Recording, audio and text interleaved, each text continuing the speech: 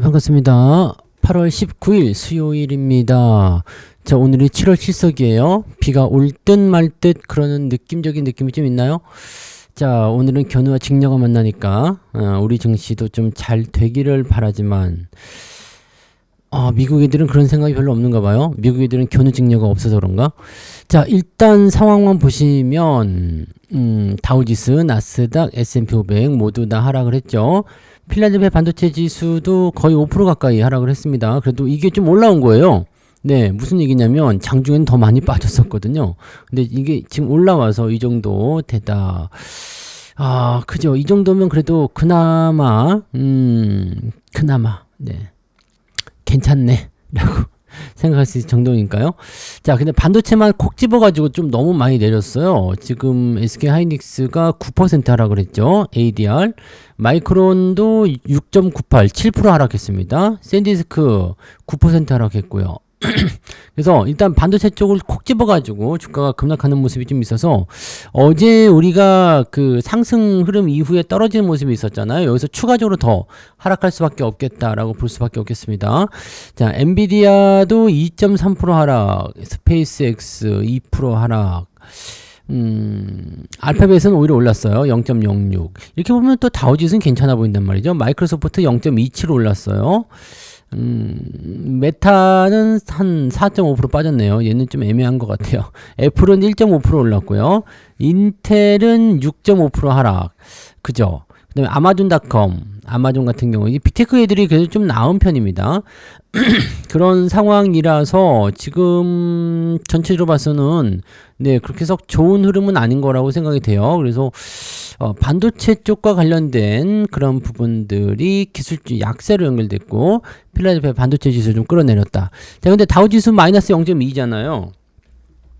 뭐 국채금리 좀 올라서 부담스럽다라고 얘기가 있지만 그래도 다우지수 많이 안 빠졌어요. 마이너스 0.2 정도면 괜찮은 거죠. 나스닥이 좀 많이 빠진 거죠. 1.3% 기술주가 몰려있기 때문에요. 그 다음에 S&P 500도 마이너스 0.69. 근데 뭐 2% 3% 빠진 거 아니잖아요. 할 수 있겠는데 빅테크 쪽도 몰려 있잖아요. 그래서 빅테크 쪽 같은 경우는 그래도 그나마 괜찮았다. 근데 이제 반도체가 때려치는 바람에 요 모양이 일어나게 된 거죠. 메모리 반도체에 대한 여러 가지 얘기들이 나오고 있습니다. 그래서 이런 부분들을 한번 또 참고를 좀 해보도록 하자고요. 그래서 그 내용들까지 같이 해서 뉴스를 한번 살펴보도록 하겠습니다. 자, 일단은요, 뉴욕 증시 중동 정세와 미국 국채 금리가 급등하는 바람에 하락세를 보였다. 반도체가 낙폭을 키웠다라고 되어 있습니다. 나스닥의 낙폭은 반도체와 저장장치 관련주가 이끌었다. 근데 이게 더 큰 문제인 것 같아요. 저장장치, SSD, 샌디스크죠. 자, 이런 거. 시게이트. 네, 이런 애들. 자, 웨스턴 디지털은 7% 하락, 샌디스크는 9% 하락, 마벨 테크놀로지와 시게이트 테크놀로지도 각각 8에서 9%대 하락을 기록했다. 자, 반도체 쪽의 하락폭이 컸다는 이야기고요. 네, 마이크론도 아까 7%, 그 다음에 하이닉스도 네, 9% 하락을 했다고 되어 있기 때문에 낙폭이 좀 큰 편이라고 보셔야 될 것 같습니다. 투자자들이 기술주 밖에서 강세 업종을 찾아 자금을 옮긴 결과 이게 순환매라고 그랬죠. 헬스케어나 바이오테크 업종은 사상 최고치를 세워 쓰고 있다. 이렇게 되면은 국내 증시도 오늘은 바이오가 좀 움직이면서 코스닥을 좀 살려주려나요? 코스피는 네, 일단 삼성전자 닉스가 두들겨 맞기 때문에 빠질 수밖에 없겠다 생각이 드는데 코스닥은 반등이 좀 더 빠르게 나올 수 있죠. 그러면은 뭐 여기저기로 네, 자금이 좀 퍼질 수 있겠다라는 생각이 들 수도 있을 것 같긴 합니다. 국제 유가는 강세. 지금 브렌트 유가 91달러 조금 올랐네요. WTI는 84.95달러, 뭐, 그냥 그 정도 유지되는 것 같아요. 한 84달러에서 85달러 정도 됐기 때문에. 이거 90불 넘어가면 또 문제 생깁니다. 근데 이 정도까지는 괜찮은 것 같아요. 자, 일단은 뭐, 트럼프가 계속해서 이란과 전쟁 중인 협의나 대화는 없다. 라고 되어 있는데, 어느 날 갑자기, 어느 시점에서 갑자기, 네, 또 휴전한다 뭐 이렇게 얘기가 나올 수도 있기 때문에 그 부분도 한번 참고해 볼 필요가 있을 것 같다 보여지긴 합니다. 얘들 이러다가 네 어느 날 갑자기 악수하고 휴전한다, 뭐 MOU다, 뭐 개방한다 이런 개소리 하면서 또 주가 올라가고 하잖아요. 그러니까 트럼프가 롱이냐, 숏이냐, 이 트럼프 리딩방에 따라서 네, 주가 흐름이 좀 달라질 수도 있겠구나 정도까지만 생각은 좀 해보실 필요가 있을 것 같다고 생각을 합니다. 네, 그런 건가요? 그래. 자, 그리고 우리나라 같은 경우는 이제 일단 이런 상황 속에서 반도체가 제일 중요하잖아요. 미국은 이렇게 반도체가 좀 밀린다고 하더라도 전체적으로 보면은 이쪽 저쪽 구분이 되어 있어서 그래도 이 정도면 괜찮은데? 라는 느낌을 가질 수 있는데 우리나라는 변동성이 크단 말이죠. 그래서 삼전 닉스 요쪽에 계속적으로 집중되는 그런 모습들이 좀 있는 것 같더라고요. 근데 이상한 얘기가 있죠. 매출 257%나 뛴 SK하이닉스를 왜 미국에서는 지금 사야 할 10대 주식에서 제외를 시켰나? 응? 미국에서는 네, 이거를 사야 될 주식이 아니다 라고 얘기했다고 합니다. 미국의 저명한 투자 자문회사 모틀리 풀이라는 곳에서 이야기 나온 건데요. 하이닉스는 매출이 257%나 증가했음에도 불구하고 네, 낮은 주가 수익 비율을 유지하고 있다. 그러니까 접어주다 이 얘기죠. 저 PER. 그래서 주가는 내년도 예상 순이익의 약 5배 수준. 그래서 이익은 굉장히 크지만 주가는 낮은 수준으로 해석이 되고 있어서 이거는 저평가다라고 얘기하고 있습니다. 이 모틀리풀은 낮은 선행 주가 수익 비율은 해당 주식에 대한 극심한 부정적 심리를 나타내는 신호일 수도 있다. 즉 실적은 증가했지만 주가가 안 올라갔다는 것은 이 실적이 계속되지 못할 수도 있다라는 어떤 불안 심리가 작용되었기 때문이다 라고 얘기를 하는데요. 보통 지속적인 성장 부진 또는 회사가 심각한 문제에 직면해 있을 때 주가 수익 비율은 낮아진다. 다만 SK하이닉스의 경우 이런 이유보다는 반도체 산업 특유의 경기 순환적 특성이 낮은 주가 수익 비율의 배경이다. 쉽게 얘기하면은 네, 이게 뭐 되게 어렵게 써놓은 것 같은데 이 내용을 쭉 읽어보면 그 반도체 업황이 갑자기 막 붐을 일으켰잖아요. 그러면서 주가가 상승을 했고 그리고 네, 실적이 같이 늘어나기 시작하면서 주가가 또 올라가고 미래에도 더 올라갈 것이다 해가지고 선반영이 되고 하는 모습이었는데 반도체가 이제 사이클을 타다 보니까 아무래도 이제 그런 부분에서 한계점이 다다를 것이다. 그럼 이제 성장의 한계가 있을 것이고, 예, 이제 정체되는 시기가 왔을 경우에는 주가가 떨어질 수밖에 없다. 라는 어떤 부담감을 가지고 있는 것이다. 이 이야기는 제가 해드렸던 얘기죠. 네. 그래서 그런 형태로 이야기를 보시면 돼요. 이 성장의 부분들을 보시면 우리가 하이닉스를 처음에 샀었던 2022년도부터 이 챗 GPT가 등장하면서 메모리 수요가 증가, 그 다음에 2026년도 2분기. 이게 2026년도 올해 들어서면서 아주 그냥 최고점을 찍은 거잖아요. 뭐 3년 같은 경우도 올해 1월 달에 팔았지만은, 네, 요런 거라고 보시면 될 것 같아요. 요런 형태. 그래서 이렇게 되어 있다가 이제 선반영이 되면서 계속해서 이제 주가가 급등을 하게 되는 상황. 주가가 급등을 하는데도 이익률이 더 크게 올라가니까 퍼는 네, 계속 낮은 상황. 이렇게 되어 있는 거죠. 실질적으로는 이제 폭발하는 주가만큼 튀어 올라가줘야 되는데 많이 올라갔음에도 불구하고 실제적으로는 네, 더 이상의 그 상승은 좀 부담스러워요 라는 느낌을 가져가게 되는 거죠. 앞으로의 전망에 대해서는 회의적인 태도를 보이고 있다. 공급이 수요를 따라잡을 때 경기 수단이 다시 일어날 것이다. 공급은 언제 어느 시점에서든 이 수요를 따라잡게 되어 있거든요. 그래서 그 부분 왜냐면 가격이 계속 비싸지게 되면 이제 사람들이 안 사요. 그래서 가격이 다운되는 상황, 그다음에 실적이 그래서 좀 정체되는 상황, 그러면 주가가 혼란스러워지는 상황이 되긴 되죠. 자, 하지만 장기적으로 봐서는 어쨌든 우상향이 맞긴 맞는데 그 흐름으로 가는 그 과정 속에서 나타나는 그 변동성, 이거를 사람들이 얼마나 지킬 수 있겠는가 라는 부분들이 조금 문제치 될 수는 있겠다, 이렇게 보셔야 될 것 같네요. 네. 자, 그래서 반도체 쪽이 이제 계속 얘기가 많습니다. 네, 어떤 얘기가 있느냐, 200조 원 주주 환원 기대감, 이런 얘기가 있는데, 삼성전자와 SK하이닉스 이쪽에 대해서 주주 환원 기대감이 계속 있다. 그래서 주가 또 이제 올라갈 거다. 이번 샌디스크하고 마이크론 같은 경우가 이익 잉여 현금을 네, 초과 현금이죠. 이거를 100% 주주 환원으로 돌려주겠다라고 얘기를 했기 때문에 우리도 할 거 아니니? 라고 얘기하고 있는 거예요. 얘네들은 이제 미국에 있는 애들이라서 그런 부분이 좀 있는 것 같기는 하더라고요. 근데 국내 증시는 아직까지 그런 사례는 없었죠. 그리고 이 이익 잉여 현금을 주주들에게 되돌려줄 경우에는 네, 주주 환원 여력이 200에서 220조 원 정도 되고 있다. 엄청 많이 준다라고 볼 수가 있는 거죠. 그러니까 이 정도면은 지금 시가총액이 보세요. 이게 시총이 1000조라고 본다면 200조면은 20%고요. 2000조라고 보더라도 10%입니다. 그러니까 10% 배당을 준다는 얘기거든요. 그 어마어마한 거죠. 기술주들의 보통 그 삼성전자를 제외하고요. 삼성전자 같은 경우는 뭐 연간 배당률이 그래도 3% 넘잖아요. 그래서 그거는 괜찮은데 하이닉스나 뭐 기타 이런 애들은 뭐 0. 몇 %밖에 안 되거든요. 근데 이걸 갑자기 10%를 준다. 와, 미치는데요. 자, 기술주이고 성장주이면서 배당까지 많이 준다. 이런 기업은 진짜 최고의 기업이죠. 그런 것들은 없죠. 네, 그런 건 없어요. 그래서 성장하면서 배당 많이 주는 기업은 이제 현대차가 사실은 뭐 유일하지 않나라고 생각하는데, 물론 이제 그 세부적으로 들어가게 되면 개별주 쪽으로 들어갔을 때 성장주에 포함되면서 배당 많이 주는 기업들도 있어요. 근데 이렇게 그룹적으로 큰 덩어리를 놓고 본다면 성장하면서 배당 많이 주는 기업은 현대차 그룹이 네, 눈에 띄지 않겠나라고 생각합니다. 그리고 삼성전자도 네, 배당금이 적진 않아요. 연간 배당으로 보시면은 그래도 네, 3%대 나와서 나쁜 배당은 아닙니다. 네, 그래서 그 정도인데 하이닉스나 이런 데는 네, 배당 많이 안 주죠. 특히 기술주 성장주들은 원래 배당을 많이 안 주거든요. 그래서 이런 것들도 참고는 좀 하실 필요가 있을 것 같기는 해요.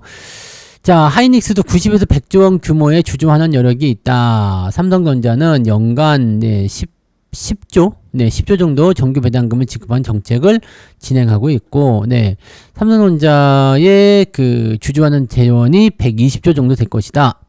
이런 얘기를 하고 있다고 합니다. 그래요. 뭐 이렇게 얘기를 하고는 있어요. 이렇게 얘기는 하고 있는데 이거는 해야지 되는 거고요. 이제 기술주들, 성장주들이 배당을 많이 못 주는 이유는 다 알고 계시죠? 투자를 계속 해야 되거든요. 성장한다라는 것은 지금보다 더 규모가 커지고 더 멀리 간다는 얘기거든요. 그걸 하기 위해서는 공장에도 투자해야 되고 인력에도 투자해야 되고 R&D, 사람에도 투력을 해야 됩니다. 투자를 많이 해야 돼요. 그래서 번 돈을 다 재투자해서 더 키우고 재투자해서 더 키우고 이렇게 가는 게 성장주거든요. 그러니까 배당을 기대하면 안 돼요. 그래서 성장주들은 대체적으로 시대 차익을 원하고 들어가시는 게 맞는데 여기서 배당까지 내놔라. 그럼 회사가 잘 안 주죠. 왜냐면 성장주의 특성상 사이클이 꺾이게 되면 부담스럽기 때문에 이익잉여금을 남겨놔야 돼. 돈 다 써버리면 어떻게 돼요? 배를 쫄쫄 굶거나 인원 감축 들어가거나 또 뭐 그러면 또 회사 망하는 어쩌는 얘기 나오잖아요. 무리한 투자를 하게 되면은 회사가 위기에 시달리고 있을 수밖에 없거든요. 그래서 이렇게 성장주 공격적으로 투자하는 이런 회사들 같은 경우는 대체적으로 돈을 많이 남겨놓습니다. 네, 그런 부분들이 있는 거죠. 뭐 50% 정도의 수준의 환원만 이루어져도 절대적인 규모가 크지만, 네, 이 50%도 안 줄 가능성이 높다. 그러면 여러분들 이거 한번 생각해 보세요.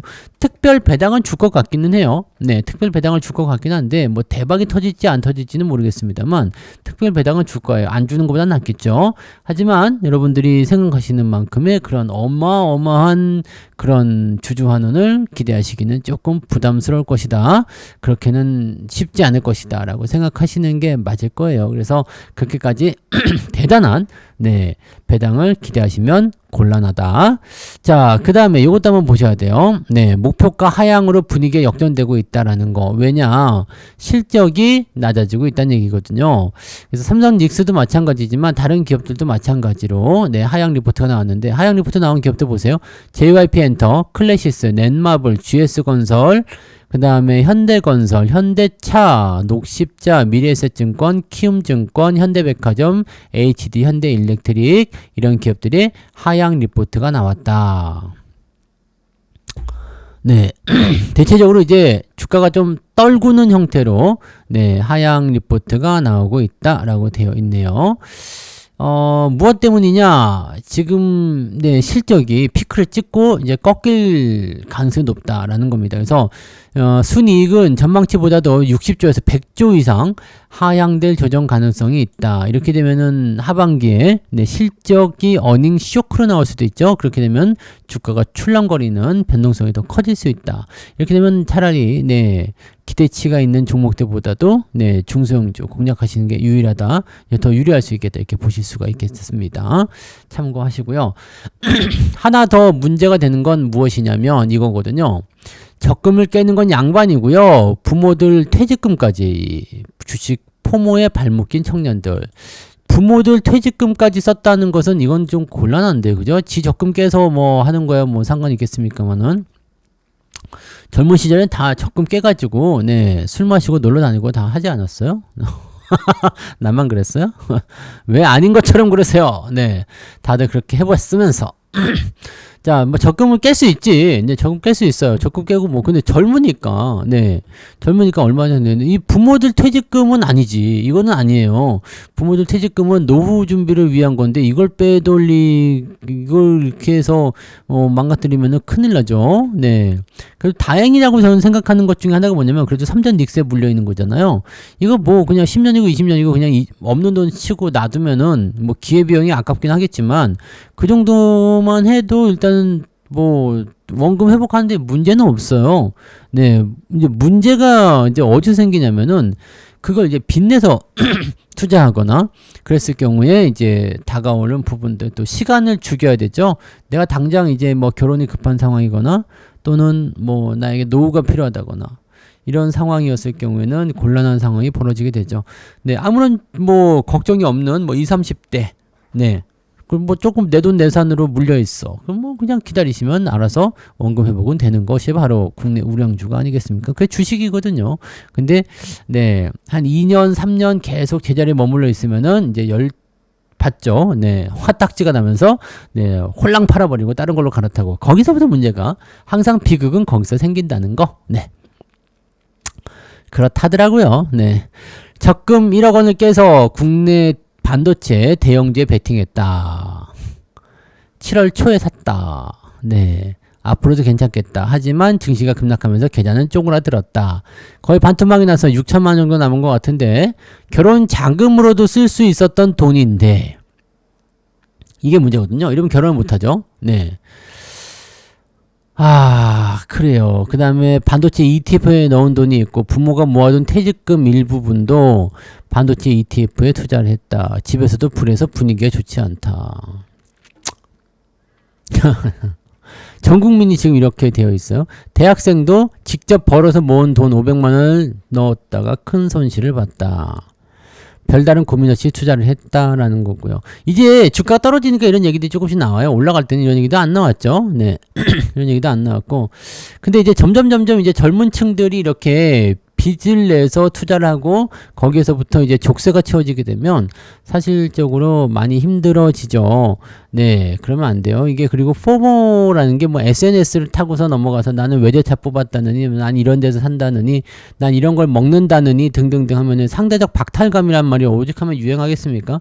그런 거 찾아보지 마시고 신경 쓰지 마세요. 돈을 많이 버는 애들도 있을 수가 있겠죠. 뭐 타고난 금수저였거나 사기꾼이거나 뭐 그런 애들 돈 많이 번다고 하는 그런 얘기들 분명히 있거든요. 근데 결국에는요. 네. 아시잖아요. 그죠? 여러분들 주식 투자하면서 정직하고 꾸준하게 가는 게 가장 오래 가는 겁니다. 잠깐 반짝? 네. 단타와 장타를 비교하시면 돼요. 장기 투자를 하는 사람들하고 단타로 샀다 팔았다 하는 사람들하고 길게 갔을 때 누가 더 오래 살아남느냐 그거는 정답이 정해져 있잖아요. 그죠? 그래서 워렌 버핏처럼 가고 싶은 사람들 굉장히 많죠? 네, 그렇게 투자하시려면 오랜 시간 동안 녹여야 된다는 거 그리고 정직하게 꾸준하게 그렇게 가야 된다는 걸 잊지 마시고 욕심내지 마시고요. 네, 시장에 뭔가 이제 그 기대치가 많이 나타나고 나에게 또 심장 뛰는 그런 형태의 어떤 느낌을 준다 그러면은 조심해야겠구나 라고 생각하시면 된다는 이야기입니다. 아시겠죠? 네. 자, 오늘 여기까지 해드릴게요. 오늘 시장이 약간 좀 애매모호하기는 한데, 좀 잘 한번 버텨봅시다. 네, 오늘 조금 예, 좀 그렇습니다. 그래서 오늘은 일단 좀 두들겨 맞고 시작한다. 어제 처음에 말씀드렸잖아요. 그래서 어제 매수하지 않고 넘어가는 게 돈 버는 거라고 말씀드렸죠. 오늘 일단 두들겨 맞는데 중요한 건 이거예요. 오늘 두들겨 맞은 상태에서 반등이 빠르게 나올 것이냐, 아니면 그냥 두들겨 맞고 끝날 것이냐. 두들겨 맞고 끝나면 오늘도 매수하시면 안 돼요. 네. 그리고 두들겨 맞고 반등이 나온다. 그럼 그 반등의 강도와 수급의 움직임에 따라서 매수를 할 것인지 아닌지가 결정될 수 있습니다. 그래서 오늘도 오전에는 일단 두들겨 맞고요. 네. 그 다음에 반등 나오는 거 확인하면서 들어가셔야 되기 때문에 오후 타이밍에서 매수를 노려보시거나 아니면 오늘까지 패스하시거나 그렇게 가시는 게 유리하겠다라고 보시면 되겠습니다. 일단은 그거는 시장 보면서 체크해 보도록 하자고요. 자, 오늘도 파이팅 좋은 하루 보내시고요. 저는 오늘 여기까지 하고 이따 장중시장 때 다시 오겠습니다. 고맙습니다.